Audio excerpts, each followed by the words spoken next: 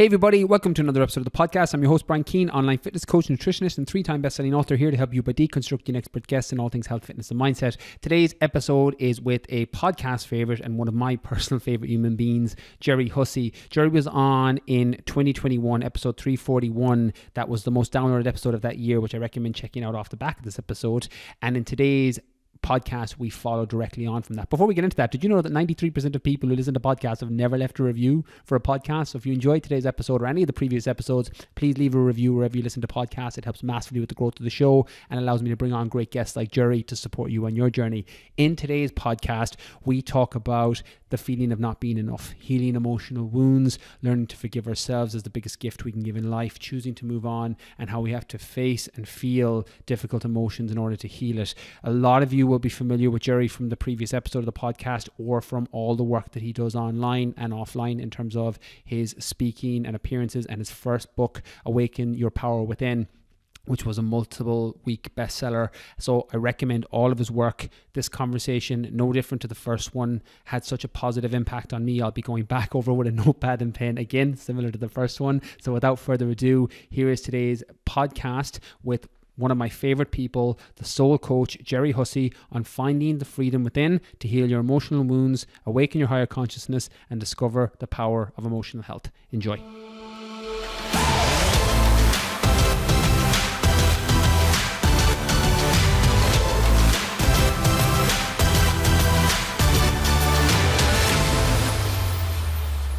Hey everybody, welcome to another episode of the podcast. I'm delighted to be joined today with my guest, Jerry Hussey. Jerry is the best-selling author of Awaken Your Power Within, a co-founder of Soul Space, and a high-performance and health coach. His new book, The Freedom Within, presents us with the secrets of releasing untapped reservoirs of strength and calm to live with more confidence, ease, and an incredible sense of inner peace in our lives. His first appearance on the podcast, episode 341, the soul coach, Jerry Hussey, on the power of letting go, awakening your power within, and the path to your true self, was the most downloaded episode of 2021. So I highly recommend checking that out after this episode if you haven't listened already. I'm looking forward to talking all things freedom, healing, and inner peace in today's show. Jerry, welcome back to the podcast. Thank you very much. Thanks for having me back. Jerry, let's kick off where we left off last time. Talk to us about chasing the feeling of being enough.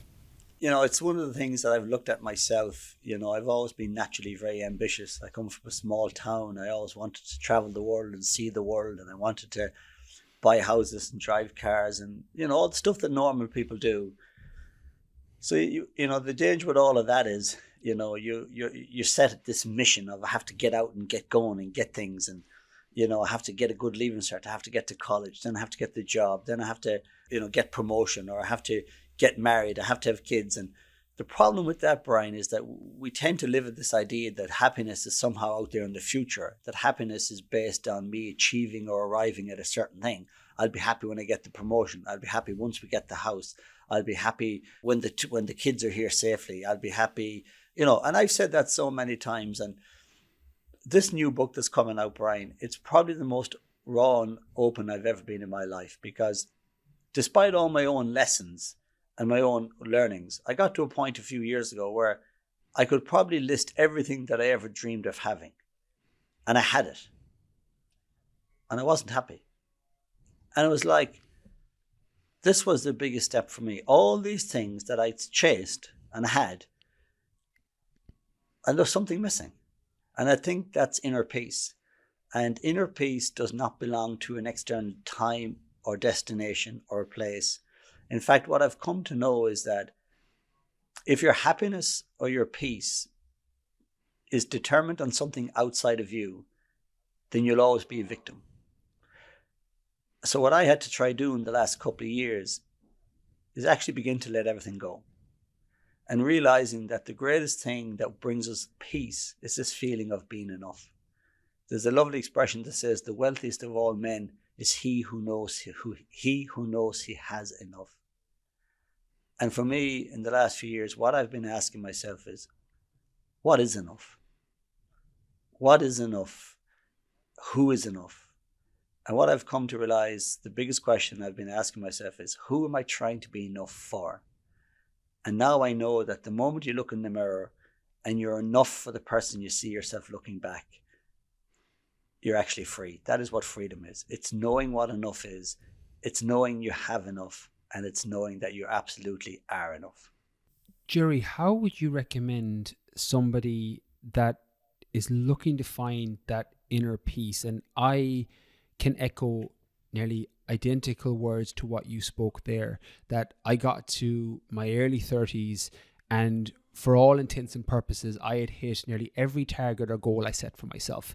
Fitness goals, business goals, financial goals, with the exception maybe of a relationship goal at that time. And I still had this hollowness inside. And I, for the first time in my life, when I turned 30, a couple of months after, I realized that there's nothing external that's going to fill this internal void. And I was kind of worried and shocked out of how much my external world had changed, but how much my internal world felt exactly the same. For somebody that struggles with that feeling of being enough, and this is still something I'm in the process of looking in that mirror, because it's difficult. It's a long journey. It's self-love. It's removing the punishing and self-harming actions and behaviors in your life on a daily basis so that you're able to see a reflection and think, I love myself, I am enough. For people who are struggling, or even for people like me who are on that path but nowhere near the end of the journey, what would you recommend they focus on? Or what are some of the things that they're doing wrong, where they're shifting their attention, their focus, when it should be potentially looking somewhere else or in a different direction? Yeah, for me, Brian, it's always been about start with the end in mind. So if you're building a house, you don't just say to the builder, just build me any old house. You get someone, or you create a design, what a house looks like for you and what type of house you want. And I think we all have to start by asking, what's the life I actually want? And one of the most important things is we go to the end and ask, at the end of my life, and your average life expectancy is 900 months. It's much shorter than you think. We sleep 300. So on average, we get about 600 months. It is extremely short, and time is so precious. So for me, it's asking first and foremost, in this one short life that I want, what do I actually want? And most of us I want peace, I want happiness, I want to know I'm enough. Then ask yourself, where are the moments in which I experience that? Is it in your job? Does your job make you feel enough? Does it make you feel safe? Does it make you feel loved? And if it doesn't, you are in the wrong job. So for too many of us, we chase success. But what is success? I've come to a point in my life where I know the only thing that is success is happiness. And I follow happiness. I follow my heart. If it feels right, I do more of it. And if it doesn't, I don't. One of the greatest books I've ever read, apart from my own, but is The 5 Regrets of the Dying. And I would recommend anybody to read that book. And everybody thinks it's a morbid book. It's not. And this is an incredible book that tracks thousands of people at the end of their life. And it's amazing, despite all the diversity of color and class and creed and gender, despite all that adversity, the lady realizes that everybody has the same regrets. And the regrets are, I wish I didn't push myself so hard. I wish I was kinder to myself. I wish I spent less time at work. I wish I cared less what people thought. And I wish I had the courage to follow my dreams. So there's a beautiful expression that says the tragedy of life is not death. The tragedy of life is what we allow die inside us as we live. So I would say to everybody, get a blank piece of paper and ask yourself, when you were 8 years old, what did you dream of doing? Who stopped you from doing that? What did you dream of working? Are you working at that? And ask yourself, when you were 8 years old, did you dream of working in the job you're working in now? And if not, who stopped you? We have this belief sometimes that the world stopped us. I think the greatest opponent we all have is our own head. Very often, when we grew up, when you were 1, 2, 3, 4 years old, you had no self-doubt, you had no self-criticism, you had no comparison. You've learned all those things. So one of the things I did for myself was I got a picture of myself at 1 year old. It was my first birthday, and I got that picture And you wouldn't believe it to look at me now, but I was this beautiful kid with big blue eyes and curly blonde hair.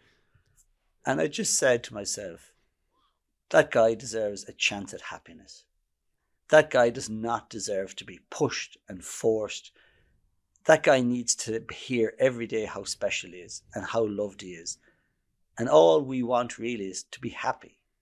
And I think we need to let everything go. So I think, go imagine it's your last day on earth. You're about to take your last breath. And just ask yourself, what are the things that I would be proud to have done? What are the things that I would have prioritized? Because we need to get our head out of this race, go, where we're not actually thinking. We're not conscious. We're running on unconscious programs. We're staying in jobs we don't like. We're in relationships that don't nourish us. And we're chasing something. And the problem is, you'll get there. You'll keep chasing it and you'll get there. But will it actually make you happy?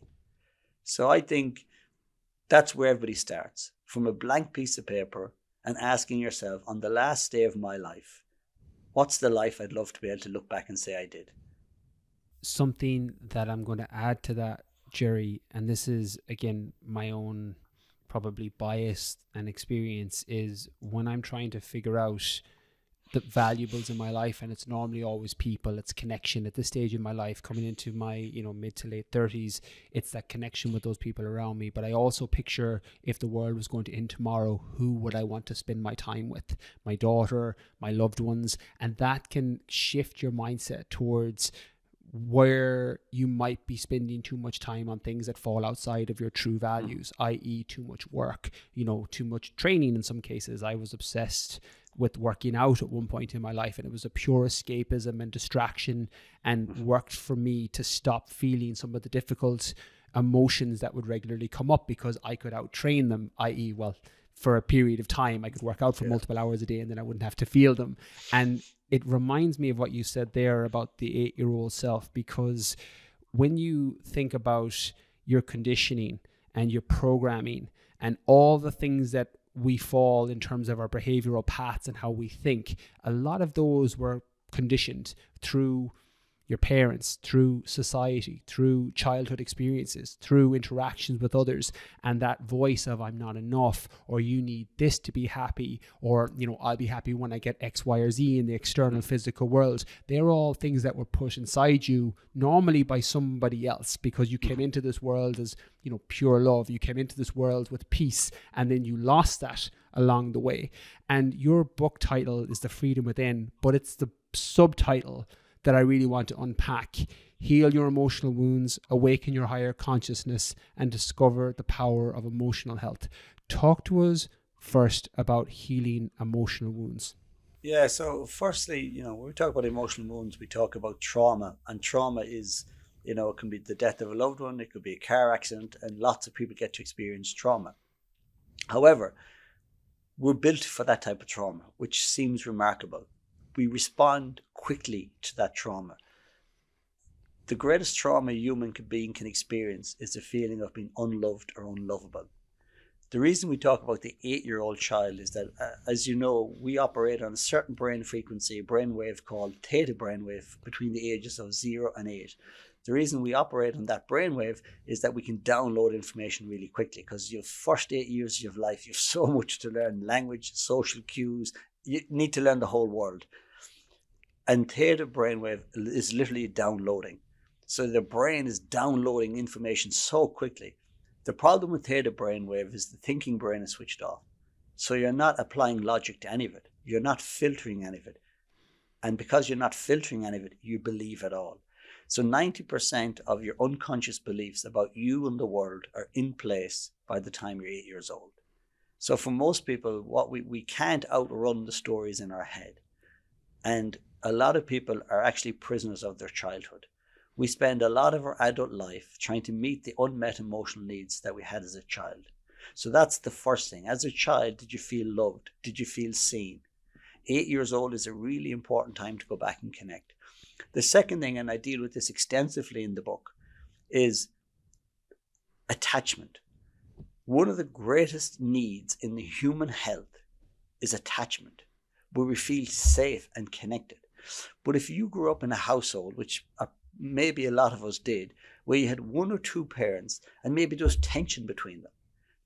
Maybe there was anger between them, a relationship that wasn't right, or there was an alcoholism in the house, and you lived in this state of tension. Scientifically, the nervous system in the baby picks this up. So the nervous system stays in fight or flight mode because it's constantly aware of tension in the air. The danger with that is the parasympathetic nervous system, which is rest and digest, never learns to switch on.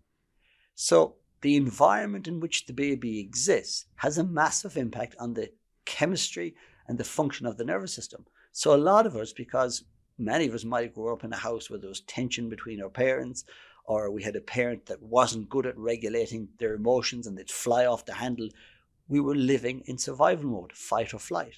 And we've never learned to switch that off. So that's really important. It's not just how we felt on the inside. And in the book I talk about, I live in Doonleary, and anyone knows Doonleary, I go for a run most mornings up along the pier. And I look at all these sailing boats, and they're all anchored. There's nothing tying them bar the anchor, and they're all perfectly aligned, facing the same direction. It's like if somebody has come out and lined them all up perfectly. But we know they didn't. We know that's the wind. It's an invisible force. We all grew up in a house, and in that house was an unspoken trauma, an unspoken anger, an undealt with emotion. And that became the invisible force. And because we are energy beings, our energy picked that up. And that switched on our fight or flight mode. So it's not just dealing with my own thoughts and my own brain mechanisms. It's actually understanding the environment in which I grew up for the first 8 to 10 years of my life. Was I shown by my parents how to regulate emotion? Was I living in some type of invisible force field, invisible force that was angry or aggression? Or when I fell and started crying, did somebody say, get up, you'll be okay? If I started crying, did someone say, you'll be okay? Was I allowed to express my emotion? And the danger in our modern world, Brian, is we're telling kids to deny their emotion. Stop crying, you'll be okay. Stop crying, I'll give you an ice cream. But what we're telling them is toughen up. Get on with it. You'll be okay. And if we don't learn how to regulate and express our emotions as a child, we might never get to know. And that's one of the most vital skills. For too long, we focused on mental fitness. And for too long, was all about the brain and brain chemistry, neuroplasticity, how we can change the dynamics and function of the brain. But now we know that the brain can't outthink our emotion. So actually, our emotional health, our emotional regulation is far more important than mental fitness.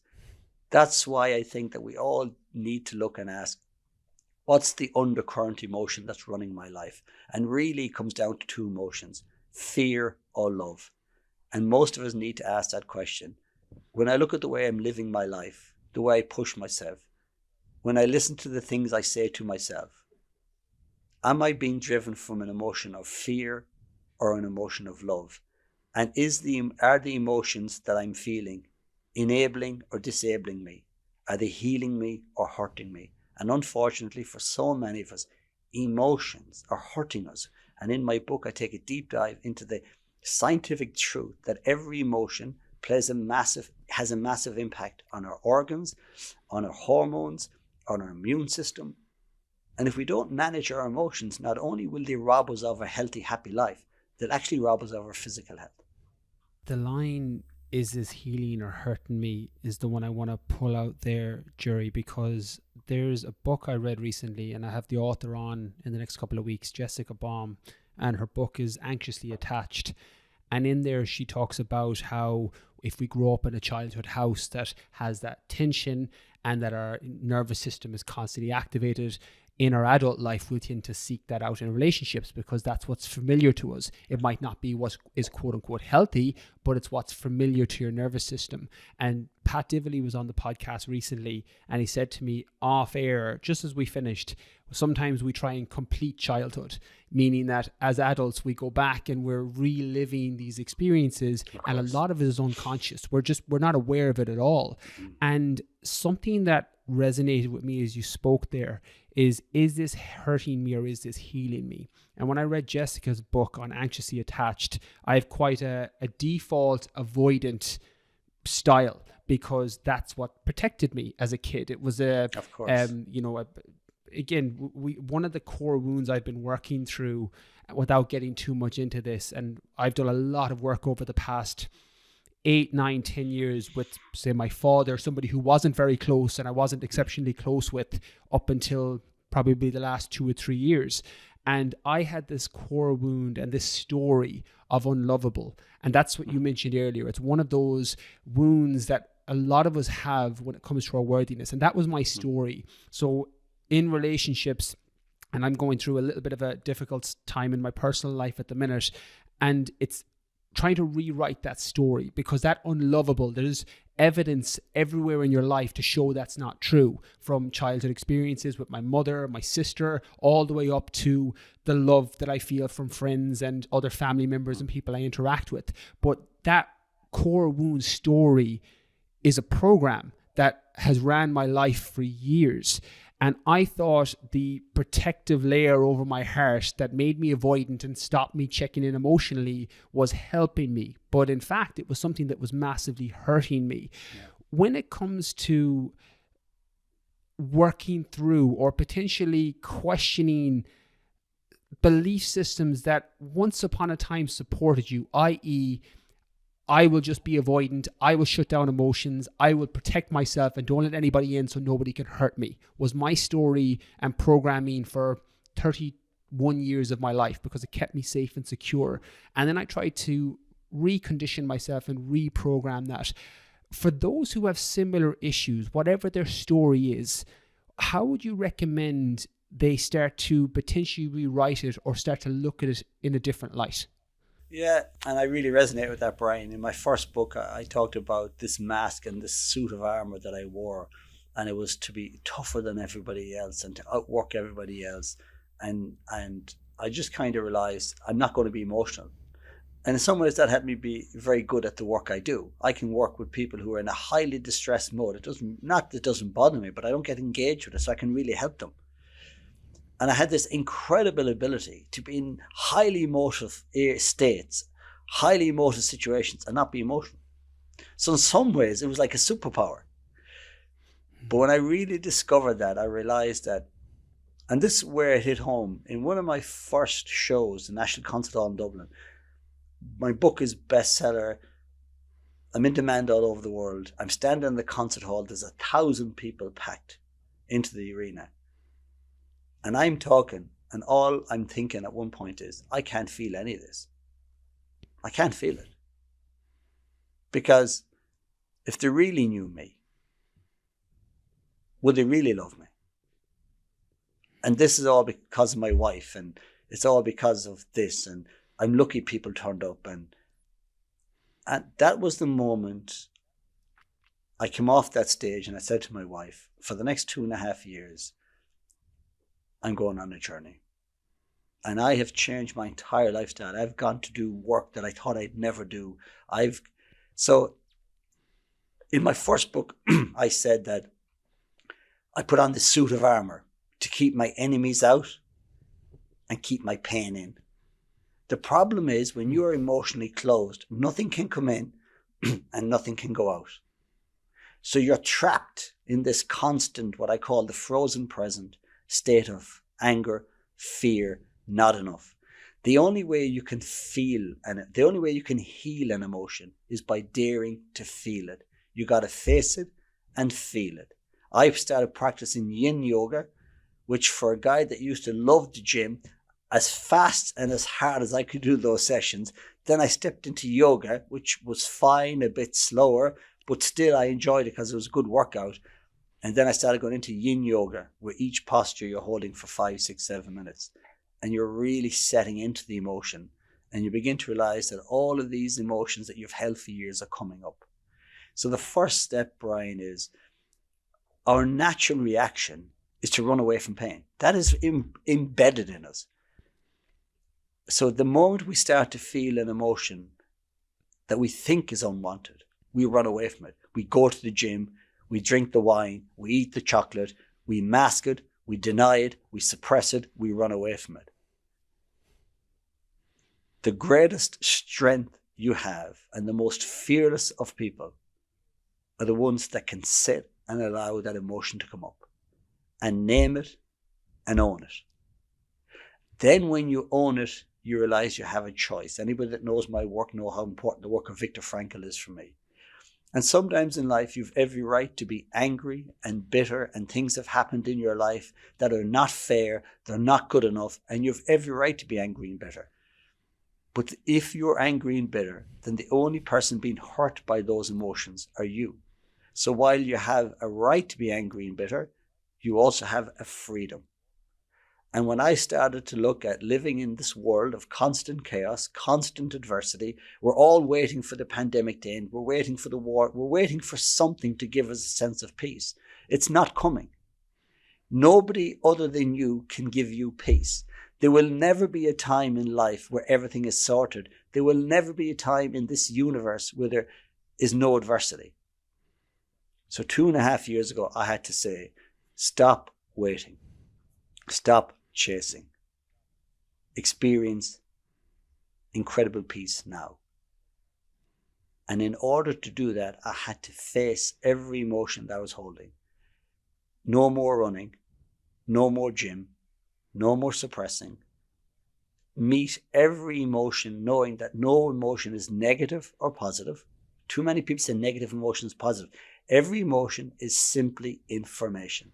It is the most valuable piece of information you will ever get. One of the most awakened questions we can ask ourselves is, what is the emotion I'm holding at this moment? What is the emotion I'm choosing to hold? Because if you're not actively changing an emotion, then you're choosing it. And that's a light bulb moment. So yes, we may have trauma in our past. And maybe, like me, you had all types of darkness and trauma in your past. But there has to come a moment where you realize that nobody else can generate or perpetuate an emotion in you, only you. And from a chemical, from a biological, from a neuroscience point of view, we can change emotions. But we have to actively and consciously commit to changing that emotion. And the first step is daring to feel it. That's so beautifully said, Jerry, and something that has served me a lot, that I can't remember if I got it from our first podcast or potentially it was a conversation we had outside of it when we were chatting at Wellfest or something else, but you said it to me and it didn't connect at the time, but it was one of those that planted a seed that came back for me later. And I can't remember the exact scenario, but it was to the extent of somebody would make me feel angry. And you said, if I'm not misquoting, they didn't make you feel angry. Your reaction is making you feel angry. Mm-hmm. And that, as I said, didn't connect the first time you said it, but it planted this seed in me that every time I react to something now, I'm like, okay, that person, that thing didn't make me feel angry or sad or lonely or upset. It's my reaction to it that's making me feel angry, lonely, or upset. And that reframe is so empowering. And again, awakens the power within. It gives you back your own power, and the world stops happening to you and nearly effectively starts happening for you. Something else I want to talk about, and this is very biased towards my experience over the past probably 18 months, and that's forgiveness. You spoke there earlier about, different things. I always think of the Buddha quote attributed to Buddha that hating somebody else is like drinking poison and expecting the other person to die. But forgiving yourself is the gift that you give yourself. Talk to us about how learning to forgive ourselves, and if you want to extend that to learning to forgive others, because I do think it's a practice. If you're able to do a squat in a gym, you're probably able to do a lunge. If you're able to do a dumbbell fly, you're probably able to do a press. If you're able to forgive yourself, you're probably able to forgive others. Talk to us about how that can be the biggest gift we give ourselves in this life. Yeah, if I could just address, because the first point is a really amazing point, and it's probably the biggest lesson I've learned in my life. People can't make you feel anything. So I can't say Brian made me feel angry. No. Brian said something or did something that triggered the anger in me. So what I always say to people is, how hard would you have to squeeze an orange until you got apple juice out of it? You can't get an emotion out of somebody they're not willing to hold. So when somebody, whether it's the cat in a very small way as it crosses me, or sometimes I realize that the thing I'm projecting my emotion towards is actually not the root cause. And we need to be careful, because we project our emotion onto everybody. And sometimes anybody can get it, because I'm just in a bad mood, and the person at the lights, the person not going quick enough, anybody's going to get it. So the first thing is, 99% of the time, the place of the person you're projecting your emotion towards is not actually the root cause of the emotion. Nobody can make you feel an emotion that you're not willing to hold. I would liken it to, if I walked into a room and I saw you in a coffee shop and there was a few people there and I shouted, "Hi, you gobshite." And you looked at me and got angry and said, "Don't call me gobshite." I would say, well, why did you look? Something in you resonated with that. Something in you made you look. Or in the book, I go into this in greater detail. And what I say is, you can't be afraid of the ghost you don't believe in. So if someone doesn't believe in a ghost, and someone runs into the room and says, quick, quick, quick, there's a ghost under your bed. It's like, nah, no, forget about it. Only if you believe in ghosts does it cause an emotional reaction. So when somebody says or does something that causes an emotional reaction in you, it means at some level you subscribe to it or believe in it. Because if someone said to me, "Jerry, you're just a self-centered dub," it wouldn't bother me too much, because I'm not a dub. So it doesn't resonate.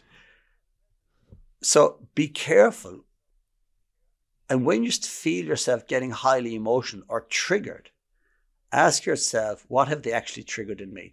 And for too many years, Brian, just like you, I had this incredible story in my head. I am unlovable. People don't care about me. They only want to use me. And when I really need it, they're not going to be there. The problem with that was that nobody was free to say no to me. And when they said no, I got angry at them. But what was causing my anger was sadness. So there's only two emotions, fear and love. Anger, impatient, judgment is all anxious of fear. So when I got angry at someone, I started to ask myself, what am I really afraid of? I'm afraid this person is saying no because they don't care about me. And I'm going to be left alone, just like I believed I could. So that's the first thing about emotions. The source of your emotion is rarely the root cause. Secondly, nobody can trigger an emotion in you that you're not willing to hold or already holding. And thirdly, every emotion is linked to a belief. You cannot have an emotional reaction to something you don't believe in. And then finally, about forgiveness. Forgiveness is the greatest gift of all time. And I've had to go back, and even in my own personal family, I've had to go back and ask forgiveness. And I've had to confront something that you probably, in some ways, I hoped would never come up. And I could have spent the rest of my life running away from it. But where are you going to go with that? You can't outrun the stories in your head. You can't outtrain the pain in your heart. So I had to sit down with a family member and ask them to forgive me, not knowing if they would or not. But the key was, I had forgiven myself. And whether they could forgive me or not, that was their choice. But I had to forgive myself. Because if they forgive me, but I didn't forgive myself, it was no good. So the first step is forgive yourself. We all have different things that we probably wish were different. We wish we didn't do. We wish happened. And sometimes you have to forgive yourself, forgive other people. Sometimes you have to forgive the universe because you were handed a a card in life that was unfair. People with very sick children, people who've lost. There's no justification and there's no understanding about those things. But everything starts for me with learning to forgive yourself. Because if you don't forgive yourself, the whole world might forgive you. It won't make a blind bit of difference. Mandela said that the day he was released, he saw the cell door open. But he knew that unless he left anger and judgment and bitterness behind, he would never be free. So what is forgiveness? Forgiveness is not about condoning what happened. Forgiveness is not about saying that was right. Forgiveness is not about pretending it didn't happen. Forgiveness is about being accountable to what happened, to owning it, and then making a decision that I am no longer going to be emotionally defined or connected to that. Forgiveness isn't a gift to other people. Forgiveness, first and foremost, is a gift to you that is saying, I'm cutting the emotional cords. That moment, that person has no longer emotional control over me. I am free. Forgiveness, never before, Brian, when you think of everything that's going on in the world right now, where we talk about retaliation all the time. But how about forgiveness? How about kindness? How about love? Why do we always have to take sides? Why is it always who's right, who's wrong? Where's forgiveness? Where's gentleness? Where's kindness? And I think there's a great expression that says, hurt people hurt people. And when you look at all the hurt and devastation that's happening in the world right now, they're hurt people. There's something powerful that if we can consciously begin a conversation about healing, about forgiving, about kindness, about letting go.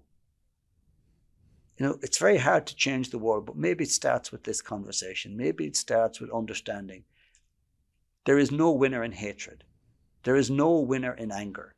There is no winner when fire meets fire and you have two people caught in a constant battle of hatred. There's only losers. So for me, if you want to win in life, you got to cut that cord. You got to let it go and you got to step into a new life where you're no longer defined by a memory of the past. You're defined by a vision of the future. Retaliation reminds me, I think it's a Bible verse, that an eye for an eye leaves the whole world blind. And that was definitely something I would work as a default in probably up until my 30s. If somebody did me wrong, or I would hold negativity and hatred, because they're very hot burning fuels and they can actually be very serving up to a point. The analogy I use for hate, for proving a parent wrong, or proving a family member or a friend wrong, or proving society wrong because they said you couldn't do something, and using all that hate, that's a very hot burning fuel. But similar to fire in your house, it can keep it warm, it can also burn it down.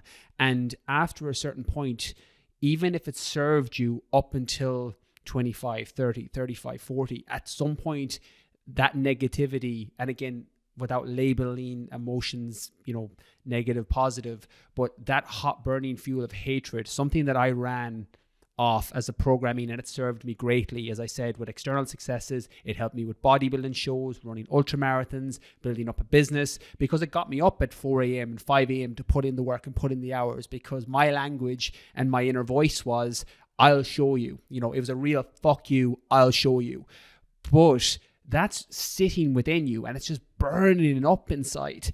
And it was something that several years ago I had to let go of. It was a conversation with you, and then another conversation with Paul Scanlon, who's doing tremendous work in the UK, that he was talking about shifting to a more positive fuel source, going from petrol or diesel to electric and just changing your fuel source. Yeah. And that really resonated with me. And something that you mentioned there about Mandela leaving the anger behind is moving on.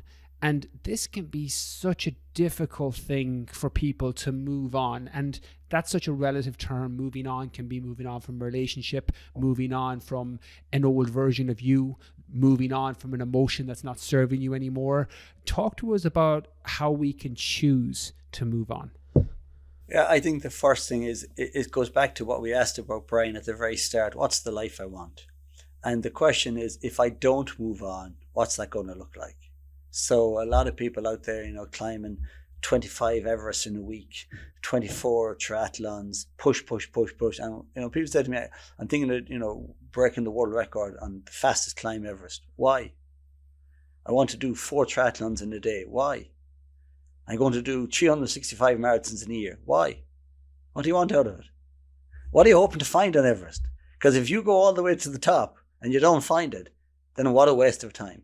What are you hoping to find in the Ironman? And most of us are trying to prove ourselves. We're trying to outrun pain.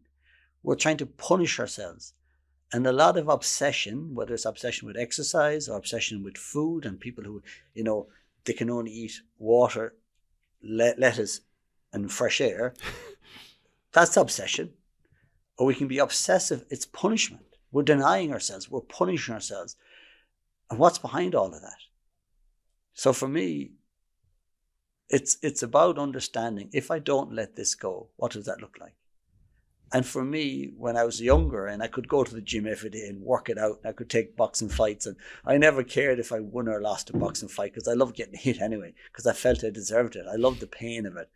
But you can't, the great thing about boxing is you have to stop when you're 40, because you're not going to run marathons all your life. So when you're 90 years old and you can't go to the gym and there's no marathon to run and you're not climbing Everest and you're just sitting in your rocking chair, how are you going to feel?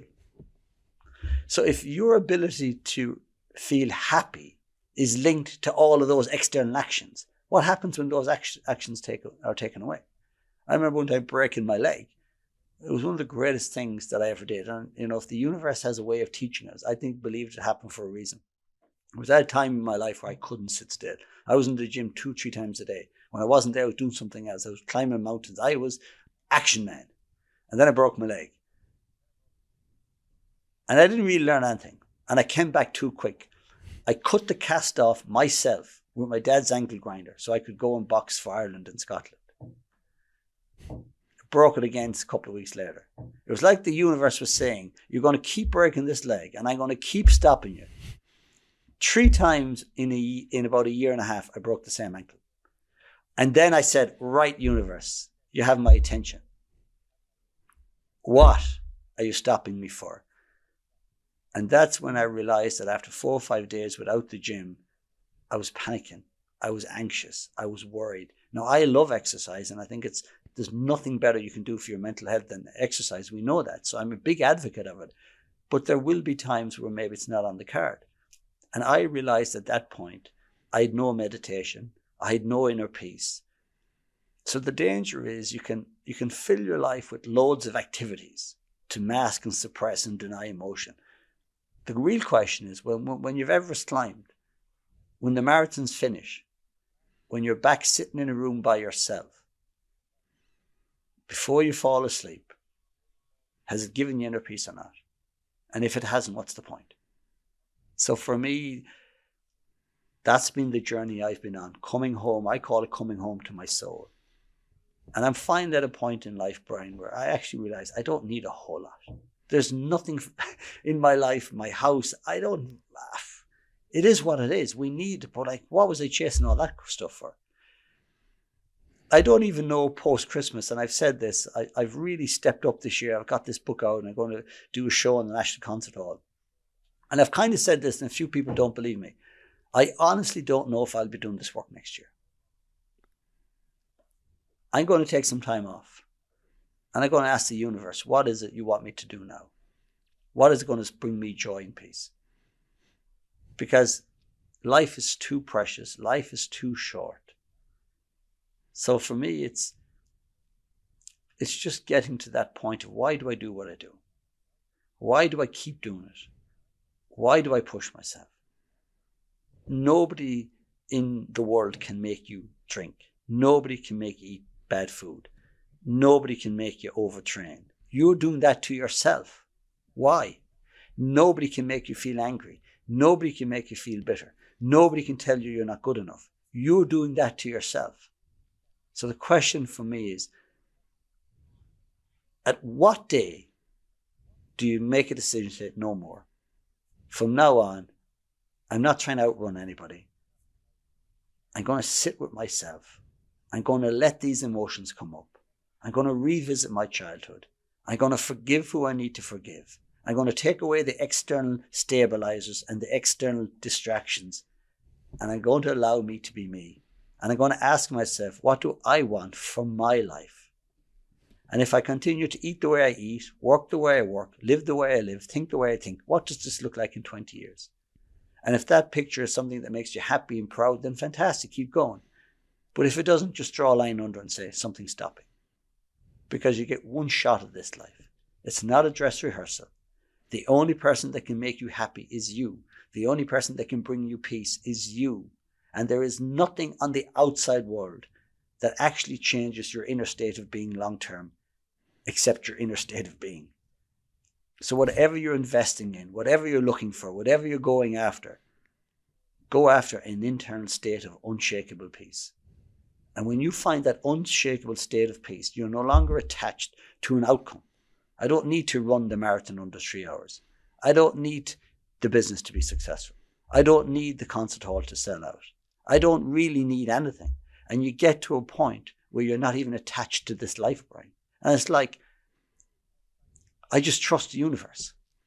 And for every moment I have this beautiful life, I will be the best that I can be. I will witness it. I will observe it. And I will experience as much joy and peace as I can. And when it's over, I'm happy to go. And that is enlightenment. It's the non-resistance of what is. We can't control what happens to us. There is so much adversity in the world. And if we just allow the external world to regulate our emotions, then we'll always be up and down with the external world. But when we allow the external world to be what it needs to be, and we detach from that, and without judgment or comparison, without the need to control or predict the outside world, we come back into this moment, into this state of peace. We can regulate our own emotions. We can regulate our own nervous system. We can switch on our own immune system through thought and thought alone. And the key to the thought is the emotion. Emotional regulation is by far the biggest gift we're going to make to our life. So much of our suffering, let me rephrase. So much of my suffering in life comes from that attachment. Several years ago, Jerry, I had terrible body dysmorphia for a large chunk of my 20s, particularly when I was competing in bodybuilding shows. I was never big enough. I was never lean enough. My abs were never the way I wanted them to be. And when I let go of the attachment of how I looked, and the reason I'm sharing this is people will either consciously or subconsciously hold on to their attachments of a sub 3 hour marathon, or boxing for Ireland, or getting abs, or getting a certain level of body fat or body composition. And a weird thing happened when I started to let go of my attachment to my body composition. I actually probably got in better shape, and I would argue I'm in possibly the best shape of my life in my mid-30s, but I don't have any attachment to the way that I look now, meaning that if I get a compliment, it rushes straight off me, rolls off my back. If I get a negative comment, it comes in the exact same way. It's like the ghost under the bed that you mentioned earlier. So releasing the attachment nearly just releases the suffering, as opposed to you can still hit the goal and you can still have the confidence that comes from it, i.e. as somebody that ran those ultramarathons and did those extreme challenges, something I had to ask myself was actually weirdly a question I regularly put to my clients on programs who had issues with food, that what will this slice of pizza satisfy that the last one didn't? Or what will this beer satisfy that the last one didn't? And I had to ask myself on that with my challenges. I was like and I got tremendous confidence, resilience. I do think men and women, again, obviously the gender spectrum, we're not going to go through that, but people have this calling for something to show what you're actually made of. So I got so much personal growth from running through the Sahara, running through the Arctic, but the more ultramarathons I did, the less I started to get, because it wasn't satisfying what I needed anymore. And to keep doing it is just damaging your body. So, insanity is doing the same thing over and over again and expecting the different results. So I think it's important to ask yourself that question. Like, if you're going to get the benefits, like you said, there was times when you boxed and you would have got that tremendous self-confidence from, being able to, back yourself. But taking an angle grinder to a cast and breaking your ankle 3 times shows that, well, it's gone past the point of it's into self-harm at that point. So there is an area, or nearly like a tipping point, where the thing that you're doing now isn't serving you anymore. So just for people that are listening, it's not to say don't work out, don't run, don't lift weights. That's all amazing for self-care and mental health and all the benefits. You've got a great video on Instagram about how your inner voice can impact your health and wellness, which I recommend people check out as well. So it talks about those benefits. And Jerry, I just have one other question, and we're going to take it quite left field. Just on that, Brian, because I think there's an important point to be made here. So I train every day. I think energizing the body it's the greatest antidepressant. It is the greatest treat to your immune system. The evidence behind exercise, both exercise, if you think of the word exercise, now don't rob this idea, Brian, because I think this might be my next book. We'll do something on this. If you think of exorcism or the exorcist, what is exorcism? Exorcism is where you remove a ghost. What's a ghost? A ghost is negative energy. Exercise was designed to shift energy out of the body. And then somebody, GQ magazine or Men's Health magazine, lost the plot and they made it all about the body. Now, the body's really important. But if your exercise is making you stressed and anxious and more cortisol and more adrenaline and switching on more sympathetic nervous system, then you're actually just flogging yourself. That's not exercise. That's just flogging. Exorcism is about exercise. You exercise the mind and exercise the body. Exercise should make you feel joyful and fun and loving. And one of the reasons I exercise every day, and it could be jumping, it could be boxing, it could be a mix of anything, it's to exercise, it's to remove negative energy. And when we know that when we exercise, the brain releases certain cannabinoids, we release endorphins, we move energy. So I would say to everybody, exercise.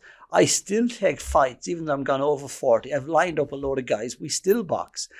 I spent 5 days climbing in the Alps. I'm very ambitious. I'm still putting myself in situations where I'm terrified, but I'm not doing it out of fear anymore. So I spent 5 days climbing in the Alps with an amazing group of people. I couldn't give them monkeys if we got to. The challenge was 3 peaks, all 3,500 up to 4,800 meters in 5 days. I couldn't give them monkeys if we did it or not. But what I wanted to see was, could we have fun doing it? What were the conversations we were going to have when we were out there? And when I got to that point where I was terrified going along this tiny little edge, did I back myself? So I wasn't attached to any outcome. And in fact, the guides sent us a lovely message afterwards, and they said, so the group was all my private clients. So they would practice non-attachment and presence. And it's about the process, not the outcome. They said, we never came across a group like it. Once you turned up, you just said, all right, lead us out.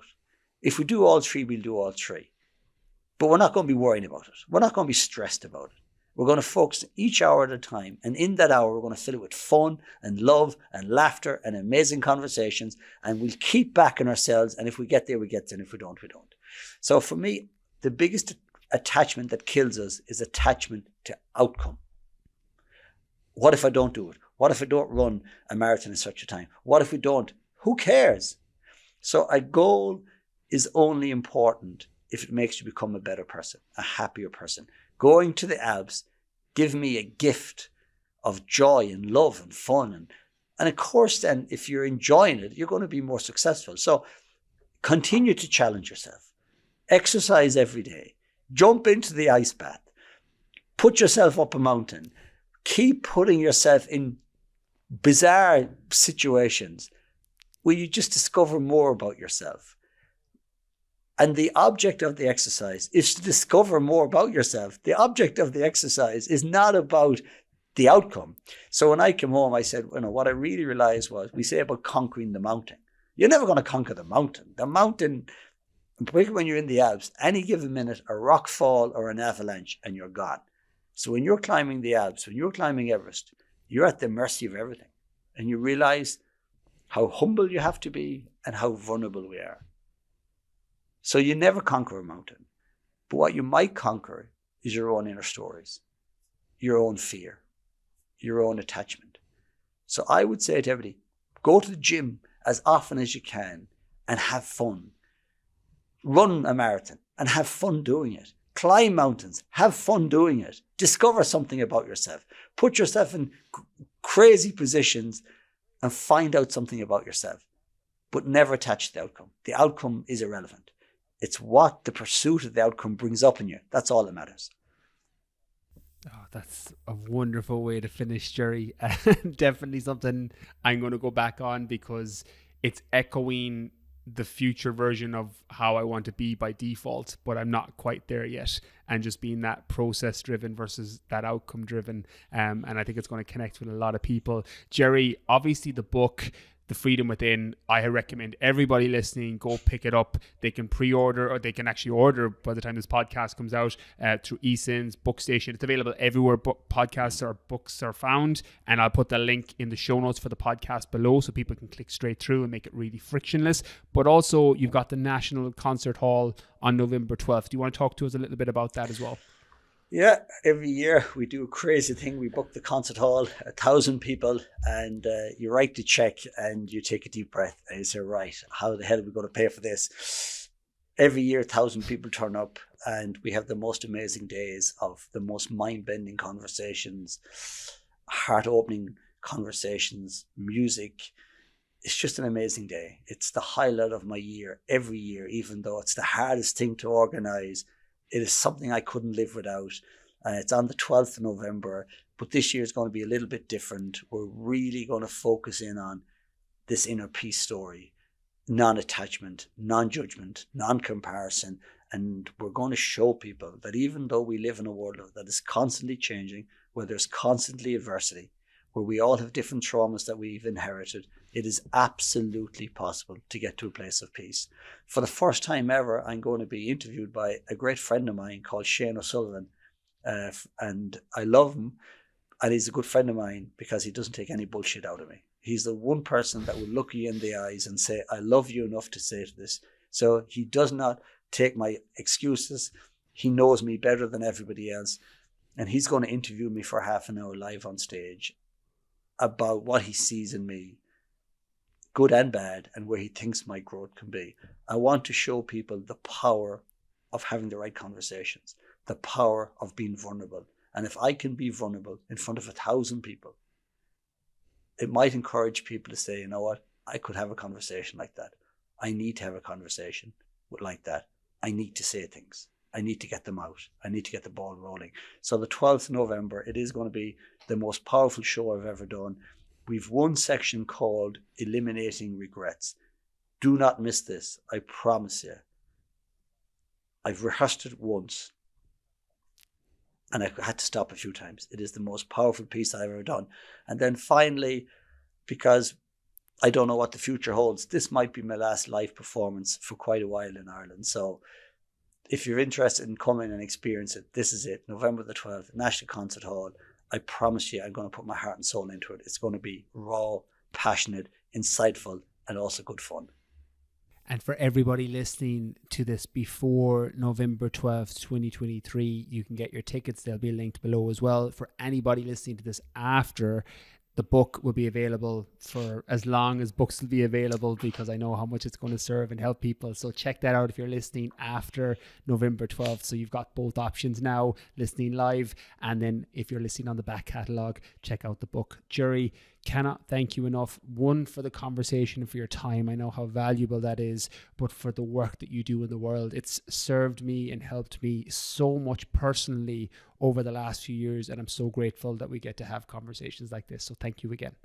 Oh, it's a pleasure, Brian. I can't wait for the day we do something together. I've often said that to you.